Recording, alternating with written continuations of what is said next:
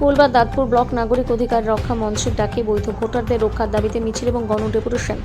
ভারতের জাতীয় পতাকা হাতে নিয়ে মিছিল মগরা এবং অলিনগর থেকে বরুণাল পাড়া বিডিও অফিসে এই মিছিলের সামিল কয়েক হাজার মানুষ।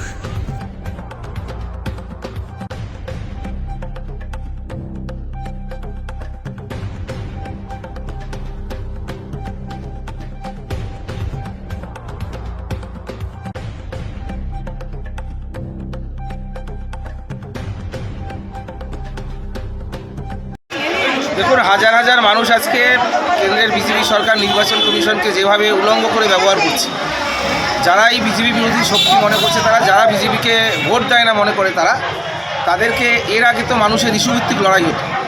এখন ইস্যুভিত্তিক লড়াই জায়গা থেকে সরে গিয়ে এখন ধর্মের রাজনীতি। বিজেপি যেহেতু মুসলিম সম্প্রদায় সহ এই বাংলার প্রান্তিক মানুষ, আদিবাসী, দুলে, বাগদি, হাড়ি, ডোম বা এই আর্থিকভাবে পিছিয়ে পড়া মানুষ, যাদের বড় একটা মানুষ যেহেতু বিজেপিকে সমর্থন করে না, তো বিজেপি এই বাংলার মসনদ দখল করার জন্য সেই মানুষদের ভোটার লিস্ট থেকে নাম কেটে দেওয়ার জন্যই এসআইআরটা তৈরি করে নিই। প্রথমে বলেছিল রোহিঙ্গার বাংলাদেশি মুসলমান ধরার জন্য এসআইআর, এবং সেটা অনেকে গ্রহণ করেছিল, হিন্দুদের মধ্যে অনেকে গ্রহণ করেছিল। কিন্তু যত সামনের দিকে এগিয়েছে, রোহিঙ্গাও পাওয়া যায়, মুসলমানও বাংলাদেশি মুসলমানও পাওয়া যায়নি। যাদেরকে পাওয়া গেছে, হয় তারা এদেশের হাড়ি, বাগদি, দুলে, ডোম, বর্গক্ষেত্রীয়, মুর্মু, হাসদা, নাহলে পরে মুসলিম বা এদেশের মানে আর্থিকভাবে পিছিয়ে পড়া হিন্দু, তাদেরকে পাওয়া গেছে। এখন এই বড় অংশের যারা এই বাংলার হিন্দু, বিজেপির যে জাতপাতের রাজনীতি, তারা যেহেতু এই রাজনীতির তারা বাইরে, তাদেরকে নাম ভোটার লিস্ট থেকে যে কোনো প্রকারে কাট দিয়ে সে ফর্ম 7 জমা করাই হোক বা অন্য পদ্ধতিতে তারা ভোটার লিস্ট থেকে তাদের নাম কেড়ে, এবং তারই প্রতিবাদে আজকে এখানে হাজার হাজার এই পোলবাদাতপুর ব্লকের মূলত যারা সংখ্যালঘু মানুষ, যারা এই ভারতবর্ষেরই ভূমিপুত্র, বংশ পরম্পরায় বসবাস করা নাগরিক, তারা আজকে এখানে সামিল হয়েছে যে কি করে একজন অফিসার গোছা গোছা ফর্ম জমা নিতে ফর্ম সভা। আমরা কয়েকদিন আগে ডিএম বিজেপি নেতাদের বুঝিয়েছে একজন মানুষ কমিশনের গাইডলাইন 10টার বেশি ফর্ম জমা দিতে পারে না, কিন্তু কি করে গোছা গোছা ফর্ম জীবিত লোককে মৃত বানিয়ে বাইরের নাগরিক তাদেরকে নট সিটিজেন ইন্ডিয়া এটা করে জমা দিয়েছে। এবং এই প্রক্রিয়া তারা বিহার, তারপরে ছত্তিশগড়, কর্ণাটক, দিল্লি, বিভিন্ন রাজ্যে জীবিত লোককে মৃত করে ভারতের নাগরিক নয় করে তারা ভোটার লিস্ট থেকে তাদের নাম বাদ দিয়েছে।